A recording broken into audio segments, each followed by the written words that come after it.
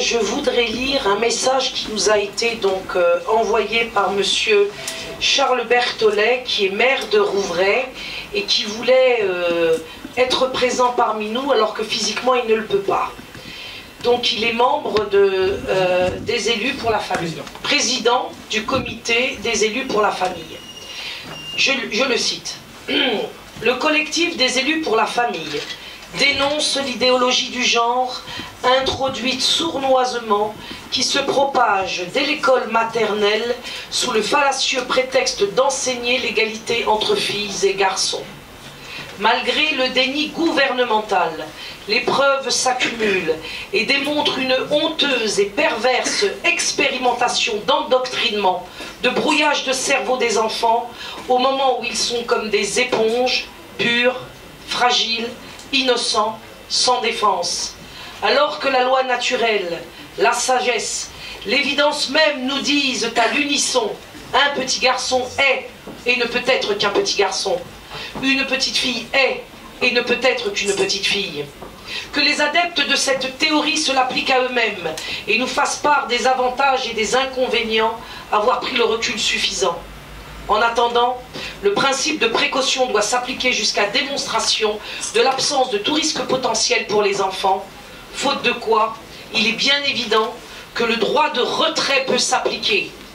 Quand l'État prétend arracher les enfants à l'influence de leurs parents pour y substituer sa propre emprise selon des critères idéologiques et révolutionnaires, il emprunte le chemin du totalitarisme. Le collectif des élus pour la famille, composé d'élus municipaux de tous les départements français, apporte son soutien à l'initiative prise ce 19 février d'une convergence pour l'interdiction de la théorie du genre à l'école. Retenu par mes activités, je ne peux participer à la conférence de presse de ce jour, mais je vous adresse ce message de soutien et j'encourage les élus à prendre leurs responsabilités et à se joindre aux bonnes volontés qui sont réunies ici pour défendre nos enfants. Signé Charles Berthollet, maire de Rouvray. L'abbé de Renoir.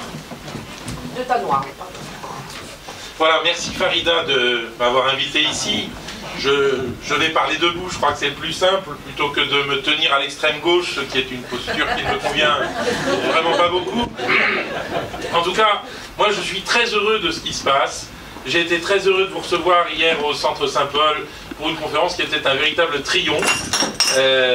Et pourquoi est-ce que ce triomphe existe? Pourquoi est-ce que les gens commencent à ressentir quelque chose au-delà des clivages et au-delà du grand clivage entre chrétiens et musulmans? Eh bien tout simplement parce qu'on touche à l'évidence. L'évidence de la sexuation. Je suis un garçon, je suis une fille. Si même cette identité-là, on nous la vole, si même cette identité-là, on veut la mettre en question, mais alors que nous reste-t-il? Rien. Finalement, nous chrétiens, nous avons un tout petit peu d'expérience par rapport à vous musulmans qui êtes nouveaux en France en quelque sorte, et je dirais que depuis un siècle au moins, les chrétiens ont été un peu les Timis de la République, si vous me passez cette expression. C'est-à-dire qu'ils ont été obligés d'en passer par toutes les volontés d'un régime qui foncièrement est nihiliste. Je lisais récemment Étienne Gilson, 1934. La République ne croit à rien. Pourquoi est-ce qu'elle existe toujours? Elle existe toujours parce qu'elle a vécu sur la morale chrétienne, parce qu'elle a vécu sur une société qui était de façon latente toujours chrétienne. Aujourd'hui, c'est fini. Et aujourd'hui, on va arriver au spectacle monstrueux de l'absurde. Et cette théorie du genre est tellement absurde que même ses propagateurs, même monsieur le ministre Payon, madame Belkacem, d'ailleurs en se contredisant entre eux, disent qu'ils n'en sont pas de cette théorie du genre. C'est quand même extraordinaire. Alors, ce que je crois, c'est que la politique est le lieu véritable de l'écuménisme, pour prendre un terme chrétien, parce que c'est le lieu du bien commun. Et que le bien commun, c'est pas le bien d'une communauté. nous ne sommes pas en train de défendre chacun notre bout de gras, si vous voulez. Le bien commun, c'est le bien de tous. Et je crois que, à ce titre, non seulement nous pouvons, mais nous devons être ensemble. C'est un devoir de dépasser les communautarismes et de créer quelque chose qui sera un grand ébranlement en France demain.